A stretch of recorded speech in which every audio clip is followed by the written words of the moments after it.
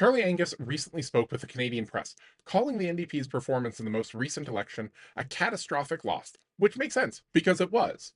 He goes on to say, I think it'd be really dangerous to tell ourselves that we were simply the victims of strategic voting, and it was the times, and there was nothing we could do. We stopped being the New Democratic Party of Canada some time ago, and we became a leader-driven movement. I'm not a Christian anymore, but amen, brother. There was a lot of hullabaloo about strategic voting in the last election, and a decent bit afterwards. Websites like 338 Canada and smartvoting.ca both gave voters the tools they wanted to try and keep the hordes of oil-soaked conservatives banging at the gates out of Ottawa.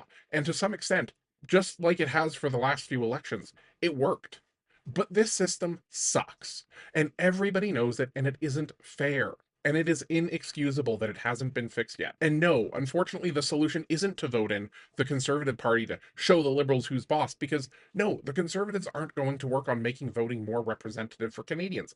Just like the Republicans in the US, the Conservatives know that low voter turnout and checked out voters, aside from a small minority of chronically online supporters of theirs, is a recipe for success in every election.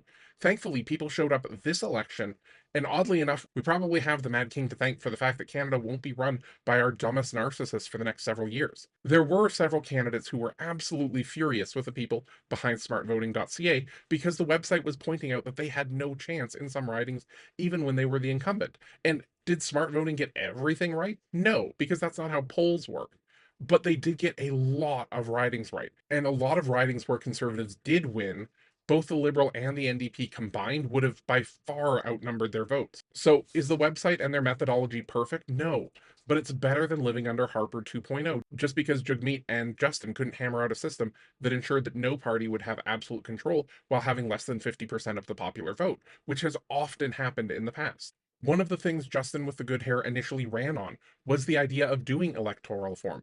Now, the exact reasons why we didn't get electoral reform, I'm not privy to. Also, whatever did happen in those negotiations, the people involved may also be so deluded that no one really knows what happened.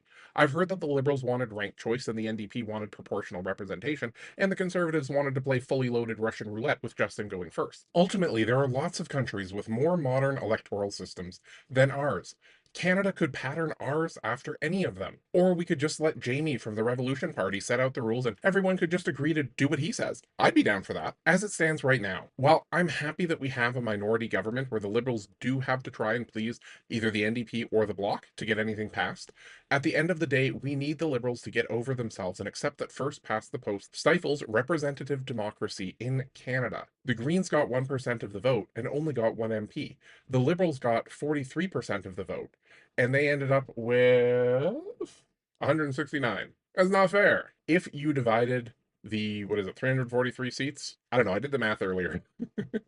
But if it was truly proportional, the Liberals would have only gotten 147 seats. They got 169. The Conservatives got 41% of the vote, but they also got more than 41% of the seat. The Bloc got 6% of the vote, but ended up with 23 seats, whereas the NDP got nearly as many votes but ended up with 7. The Greens in a truly proportional system would have gotten 3 times the number of seats. And to be clear, yes, there's a problem with just going based on percents, because in a completely proportional system, that means that nobody really represents one specific area. But at the same time, Pierre is being parachuted into an Albertan riding that he has no connection to other than a large proportion of that population regularly praised to the Conservative logo. If Elizabeth May, Mark Carney, and whoever takes over for the NDP give a damn about making sure that Canada exists in the future, we need to guard our democracy against American influence by ensuring that in the future, Canadians can vote for parties that represent our values.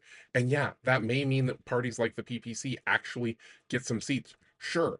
But a truly proportional system would basically break the alliance between the Ontario Conservatives and the Bloc d'Alberta, which has definitely resulted in radicalization of Ontarian Conservatives.